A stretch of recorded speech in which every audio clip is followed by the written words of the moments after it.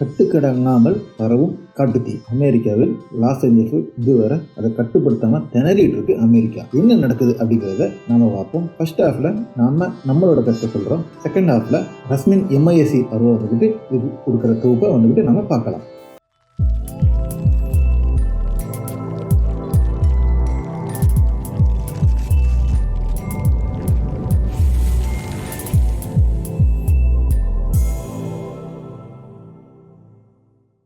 Hi friends, welcome back to SJ Tamil நடுநிலை செய்திகள் and நான் உங்கள் SJ.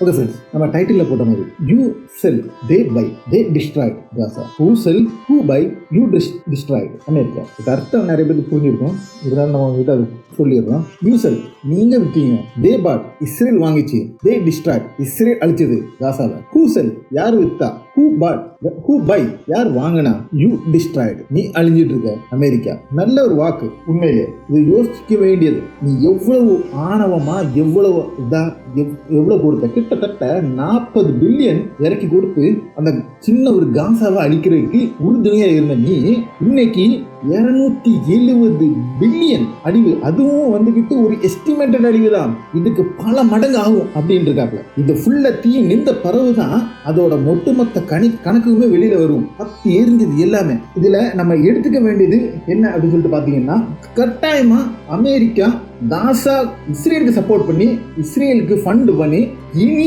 போர் நடத்த முடியாது. அதே மாதிரி உக்ரைனுக்கும் கொடுத்து போர் நடத்த முடியாது. ஏன்னா இதுக்கு பெரிய அழிவு வந்தது. இந்த அழிவு இப்போ இவங்க சொல்ற மாதிரி 270 பில்லியனோட நிக்காது, இது பெரிய அளவுக்கு போகும். கிட்டத்தட்ட ஒரு ட்ரில்லியன் வரை போகும். ஆனா பாருங்க, இப்போ இதுல நம்ம பார்க்க வேண்டிய ஒரு விஷயம் இருக்கு. என்ன அப்படின்னு சொல்லிட்டு பாத்தீங்கன்னா, எல்லாரும் சொல்றாங்க இதெல்லாம் ஒரு சின்ன விஷயம் தானே, இவ்வளவு தானே, என்ன அழிஞ்சிட்டுனா நீ திருப்பி எடுத்து கட்டப்போறான். உண்மைதான், திருப்பி எடுத்து கட்டப்போறான். ஏற்கனவே அமெரிக்கா வந்து கடன்ல கிடக்கு. ஏற்கனவே அமெரிக்கா வந்து கிட்டத்தட்ட சொன்னீங்கன்னா 34 ட்ரில்லியன் கடன்ல கிடக்கு. இப்போ இந்த இது கூட சேர்ந்தான்னா அவங்களுக்கு மிகப்பெரிய கடன் ஆகும். இதை இனி கட்டி அமைக்கணும் அப்படின்னு சொல்லிட்டு பார்த்தாங்கன்னா, இப்போ இந்த அழிவை விட பல மடங்கு கொடுக்க வேண்டியிருக்கும். இப்போ சிம்பிளா நீங்க சொன்னீங்கன்னா, நம்ம ஒரு 10 லட்சம் ரூபாய்க்கு ஒரு கார் உற்பத்தி பண்ணியிருக்கோம் யோசிச்சுக்கோங்க. அந்த 10 லட்சம் ரூபாய் கார் வந்துகிட்டு அழிஞ்சிச்சு அப்படின்னா, எரிஞ்சிச்சு அப்படின்னு சொல்லிட்டு பாத்தீங்கன்னா, அதுல நீங்க என்னத்தை மிஞ்சி எடுப்பீங்க? ஒண்ணுமே மிஞ்சி எடுக்க முடியாது. என் நண்பர் ஒருத்தர் இருக்காப்ல கேரளால, இந்த ஜேர்னலிஸ்ட் அப்படிங்கிற ஒரு சேனல் நடத்திட்டு இருக்காப்ல, எதுனாரன்னா அவரோட பேரு. அவர் ஒரு வீடியோ போட்டிருந்தாப்ல, எனக்கு எடுத்து ஷேர் பண்ண முடியல. ஓகேவா? அதுல அந்த காசானே வருது, லாஸ் ஏஞ்சல்ஸ்ல வந்துகிட்டு எரிஞ்ச கார் இருக்கு தெரியுமா? அந்த எரிஞ்ச கார் உள்ள இருந்த அலுமினியம் இருக்கு தெரியுமா? அந்த அலுமினியம் வந்துகிட்டு அப்படியே உருகி கார்ல இருந்து வெளியில வந்துருக்கு. இரும்பு அப்படியே நின்றுட்டு வச்சுக்கோங்க. ஓகேவா? எரி சாம்பலான இடத்துல காமிக்கப்பட்ட ஒரு வீடியோ. ஓகேவா? அந்த இதுல பார்க்கும்போது நம்ம வந்துட்டு அந்த உருகி வந்திருக்கு. அப்படி ஏகப்பட்ட மெட்டல் உருகி அது வந்துகிட்டு வெளியில வந்திருக்கு. வெளியில இருந்து ஒரு பெரிய கம்பி மாதிரி ஒரு டிசைன்ல வந்து நிக்கி. ஒன்னும் செய்ய முடியாது, அழிஞ்சிச்சு. அந்த ஸ்பேர் பார்ட்ஸ் எல்லாம் நீங்க என்ன செய்ய முடியும்? அதெல்லாம் அந்த மெட்டல் எடுக்கலாம், பழைய இரும்பு தகரத்துக்கு பேச்ச வழங்குற அளவுக்கு அதை எடுத்துட்டு அதை செய்யலாம். இதுதான் அதில் உள்ள கண்டிஷன். அப்போ இவ்வளோத்துக்கும் இனியும் ஃபண்ட் பண்ணி ரெடி பண்ணணும். லாஸ் ஏஞ்சல்ஸ் பல நிலைமைக்கு கொண்டு வரணும்னா இட்ஸ் நாட் ஈஸி. அவ்வளோ சிம்பிளான வேலையும் கிடையாது, ஈஸியான இதுவும் கிடையாது. அதே மாதிரி எல்லாருமே அமைதியா இருக்காங்க. இதை பத்தி ஒரு மனிதனால் உருவாக்கப்பட்டது அல்ல அப்படின்னு சொல்ல முடியாது. மனிதனால் உருவாக்கப்பட்டது தான் அப்படின்னா யாரும் போய் பத்த வைக்கல. பட் அவங்க தான் தேவையில்லாம இந்த என்விரான்மெண்ட்ல வந்துகிட்டு நாஸ்திப்படுத்தி எல்லா நாடு கடந்து கூக்குரலும் கொடுத்தும் கத்திட்டும் இவங்களோட கெமிக்கல் டெஸ்ட், இந்த ரெயின்குள்ள டெஸ்ட், இப்ப ரெயின் மழை பெய்ய வைய முடியல, இல்ல உன்னால நசமாக்கிட்டீங்கல்ல, என்னெல்லாம் நீங்க பண்ணீங்க? ஏன் அந்த துருக்கியில வந்து நிலநடுக்கம் கூட வந்துகிட்டு அமெரிக்கா உண்டாக்குனது அப்படிங்கிற அளவுக்கு ஒரு பேச்சு கூட வந்துருந்துச்சு. உண்மைதானே? அப்போ இப்படி நீங்க இந்த என்விரான்மெண்ட்டையே இந்த இதையே நாசமாக்கிட்டு இன்னைக்கு உட்கார்ந்துக்கிட்டு இப்போ ஒரு அழிவு வந்தப்போ உங்களுக்கு தெரியுது இல்ல என்ன மாதிரி அழிவு அப்படிங்கிறது. உயிரெல்லாம் பாதுகாக்க முடிஞ்சு பிச்சை எடுக்க வேண்டிய நிலைமை தானே. இன்னைக்கு கோடிக்கணக்கான சொத்து வச்சிருந்தோம் ஃபுல்லா இன்னைக்கு என்னாச்சு? டப்புன்னு அவ்வளோ லிஸ்ட்ல இருந்து வெளியில வருவான். அவ்வளோ பெரிய நடிகர் ஹாலிவுட் வந்து திருப்பி ரீமேக் பண்ணணும்னா எவ்வளோ காசு வேண்டி வரும்? அவன் பேங்க் அக்கௌண்ட்ல இருக்க காசு மட்டும்தான் கையில் இருக்க காசு, மற்றபடி எல்லாமே அழிஞ்சிருக்கு. அப்போ பார்த்துக்கோங்க, இதை எல்லாம் இனி ரெடி பண்ணி கொண்டு வரணும் அப்படின்னா அமெரிக்காவுக்கு மிகப்பெரிய கடினமான ஒரு சிச்சுவேஷன் தான். அவன் திருப்பியும் இதே மாதிரி போருக்கு காசு கொண்டு போய் போட்டீங்கன்னா அமெரிக்கா ஈஸியாக திவாலாகும். சரி, அது ஒரு சைடு. மற்ற நாடு எல்லாமே அமைதியாக இருந்துச்சு. இது வந்துக்கிட்டு என்விரான்மெண்டல் இஷ்யூ தான். அதை பத்தி யாருமே சவுண்ட் கொடுக்கல. ஏன்னா பெரிய அண்ணன் அவனை இது யாருமே எடுத்து பேச முடியாது. ஆனா ஈரான் அழகா சொல்லிச்சு, நீ காசாவை அழிச்ச அதுக்கு பிரதிபாரமா கடவுள் உனக்கு கொடுத்துருக்கான். முடிஞ்சா ஒரே ஒருத்த மட்டும்தான், ஈரான் மட்டும்தான் வாய் திறந்து சொல்லியிருக்கான், நீ அழிவை நீ காசாவில் நீ அழிச்ச அதுக்கு கடவுளா கொடுத்தது தான் உனக்கு. இது இருந்துன்னா உனக்கு நல்லது, இல்லைன்னா இன்னும் அழிவு இருக்கும் அப்படின்னாப்ல. அதனாலே என்னவோ இப்போ இஸ்ரேல் வந்துக்கிட்டு காசாவில் வந்து தாக்குதல் கம்மி பண்ணதா ஒரு நியூஸும் வெளியில் வந்திருக்கு. அது எவ்வளோ தூரத்துக்குங்கிறது தெரியல. ஓகே ஃப்ரெண்ட்ஸ், நீங்கள் வந்துட்டு ரஸ்வின் எம்ஐசி அவர்களோட அந்த வீடியோ தொகுப்பை பாருங்கள், தொடர்ந்து பாருங்கள் ஃப்ரெண்ட்ஸ். ஏற்கனவே வந்துக்கிட்டு ரஸ்வின் எம்ஐசி இந்த லாஸ் ஏஞ்சல்ஸில் உள்ள தீ விபத்தை பற்றி போட்ட ஃபர்ஸ்ட் வீடியோ நம்ம ஏற்கனவே போஸ்ட் பண்ணியிருக்கோம். பார்க்காதவங்க வந்துக்கிட்டு அந்த வீடியோ வந்துக்கிட்டு பாருங்கள். ஓகேவா?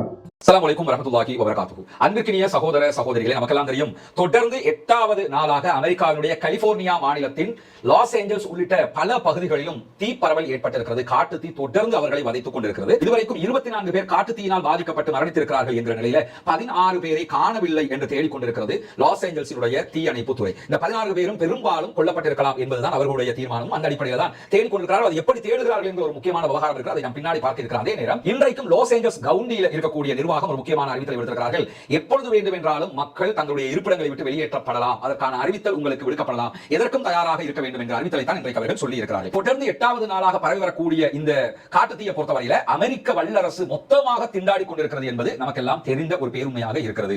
எங்களை விட்டு ஆளிலன்னு சொன்னவங்க என்ன பாடுபடுறாங்கிறத லாஸ் ஏஞ்சல்ஸ்ல நம்ம பார்த்துக்கிட்டு இருக்கக்கூடிய நேரத்தில் இன்றைய கள நிலவரம் எப்படி இருக்கிறது என்பதை நாம் தெரிந்து கொள்ள வேண்டியிருக்கிறது. பசிபிக் பாலிசேட் என்கிற பகுதிகளில் எரிந்து வரக்கூடிய தீ இதுவரைக்கும் 13% கட்டுப்படுத்தப்பட்டுள்ளது என்று தீயணைப்புத்துறை சொல்லியிருக்கிறார்கள். நேற்றைய தினம் இதே பகுதியில் நாங்கள் 11% கட்டுப்படுத்தியிருந்தோம் என்று சொல்லியிருந்தார்கள். நேற்று இன்றைக்கு இடையே 2% தான் அதிகமாக கட்டுப்படுத்தி இருக்கிறார்கள். அதே போன்று ஈடன் ஃபயரை பொறுத்தவரையில 27% கட்டுப்படுத்தப்பட்டிருப்பதாக தீயணைப்புத்துறை அந்த பகுதியில் இடம்பெறக்கூடிய தீ விபத்து தொடர்பான செய்திகளில் சொல்லியிருக்கிறார்கள். அதே நேரத்தில் ஹேட்ஸ் ஃபயரை பொறுத்தவரையில ஹேட்ஸ் என்கிற ஏரியாவில் ஏற்பட்ட ஃபயரை பொறுத்தவரை 89% நாங்கள் கண்ட்ரோல் பண்ணி இருக்கிறோம் என்று சொல்லியிருக்கிறார்கள். எது எப்படி போனாலும் இந்த கட்டுப்பாடு என்பது நிரந்தரமற்றது என்பதையும் சொல்லியிருக்கிறாங்க. எப்படி கண்ட்ரோல் பண்ணி இருக்காங்கன்னா, நீங்க விமானங்கள்ல வந்து தண்ணீர் தெளிக்கிற காட்சிகள் நீங்க பார்த்திருக்கீங்க. அதே மாதிரி ஒரு விதமான கெமிக்கலை தூவிக்கிட்டு இருக்காங்க. அந்த கெமிக்கல் கலர்ல போடுவாங்க. கலர்ல போடுறதுக்கான காரணம் என்ன சொன்னா, இந்த இடத்துல அந்த கெமிக்கல் போடப்பட்டிருக்கிறது என்பதை பொதுமக்கள் தெரிந்து கொள்வதற்காகத்தான் கலராக போடுவாங்க. அந்த கலர்ல எந்த ஒரு விதமான மாற்றம் வரப்போவதில்லை. அதில் இருக்கக்கூடிய கெமிக்கலால தான் தீ கண்ட்ரோல் படுத்தப்படும்.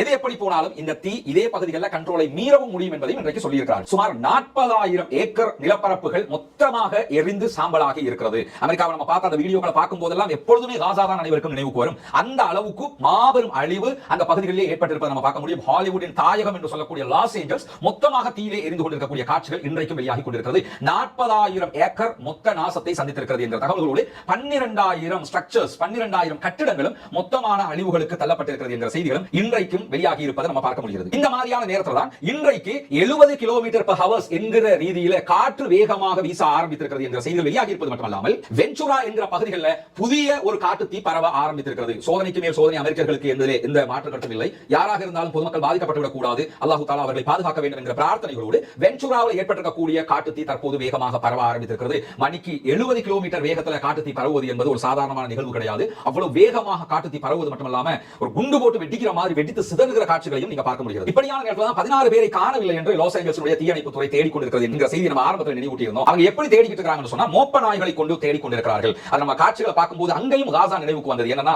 காசாவில் நார்த் காசா வடக்கு காசா 102வது நாளாக சுற்றி வளைக்கப்பட்டு தாக்குதல்கள் நடத்தப்பட்டுக் கொண்டிருக்கிறது ஜபாலியா பகுதிகளில்.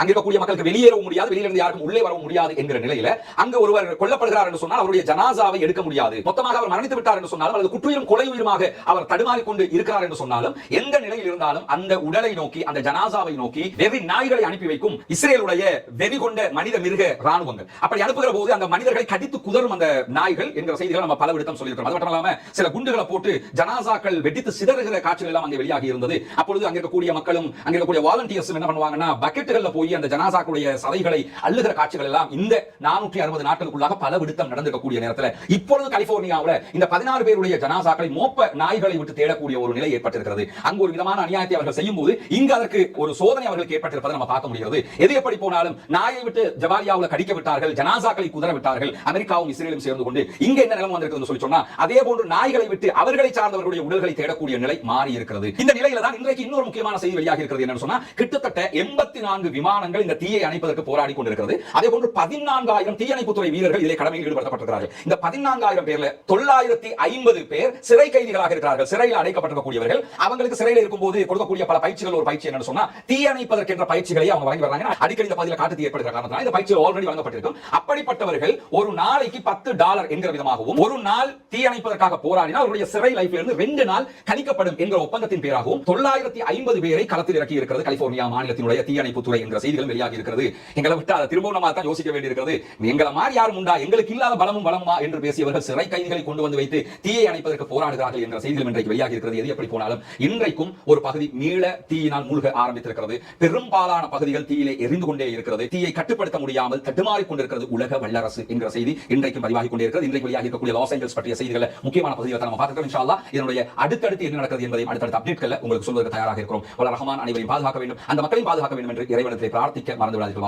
அல்ஹம்துலில்லாஹி ரப்பில் ஆலமீன். அன்பிற்கினிய சகோதர சகோதரிகளே, நமக்கெல்லாம் தெரியும், தொடர்ந்தும் பாடசாலை மாணவர்களுக்கான உதவிகளை உங்ககிட்ட நம்ம கேட்டுக்கிட்டே வரோம். நிறைய பாடசாலைகள்ல இருந்தும் தனி மனிதர்களாகவும் நம்மளை தொடர்பு கொண்டு பாடசாலை புத்தகங்கள் வாங்கணும், முடிஞ்ச உதவியை பண்ணுங்கன்னு கேட்டுக்கிட்டே இருக்காங்க. நம்ம செய்கிற பணியெல்லாம் நீங்க தரக்கூடிய உதவிகளை வச்சு தான் செய்யறோம், நம்ம சொந்த பணம் கிடையாது. ஆனா நிறைய தேவைகள் இருக்குது. ஒரு பாடசாலையில போய் பார்த்தோம்னா 150, 200, 300, 400 என்ற பிள்ளைகள் இருக்கிறார்கள். சில பாடசாலைகளும் பள்ளி வாயில்கள் நமக்கு கோரிக்கை அனுப்பி கொண்டிருக்கிறார்கள். அது எல்லாமே 300க்கும் மேற்பட்ட பிள்ளைகளாக இருக்கிறாங்க. எனவே இலங்கை நாட்டுடைய பொருளாதார நிலை உங்களுக்கு தெரியும். கூகுள்ல போய் உங்க நாட்டு கரன்சியையும் இலங்கையுடைய கரன்சியையும் நீங்க ஒப்பிட்டு பார்த்தீங்கன்னு சொன்னாலே இந்த நாட்டினுடைய பொருளாதாரம் எவ்வளவு கீழ்மட்டத்தில் இருக்கிறது என்பதை புரிந்து கொள்ள முடியும். இப்படியான சூழல்ல சதகத்துல் ஜாரியாவாக, நிலையான தர்மமாக நீங்கள் அல்லாஹ்விடத்திலே பெற்றுக்கொள்வதற்கு, நன்மைகளை அள்ளி குவித்துக் கொள்வதற்கு இந்த பணியிலே இணைந்து கொள்ளுங்கள். ஹாப்பி டு லேர்ன் என்கிற இந்த பணி மகத்தான ஒரு சேவையாக நாளை மறுமையிலே நமக்கு வெற்றியை தரக்கூடிய ஒன்றாக இருக்கும். ஏன்னா எங்களுக்கும் வேற வழியில் உங்ககிட்ட தான் நாங்கள் கேட்க வேண்டியிருக்குது.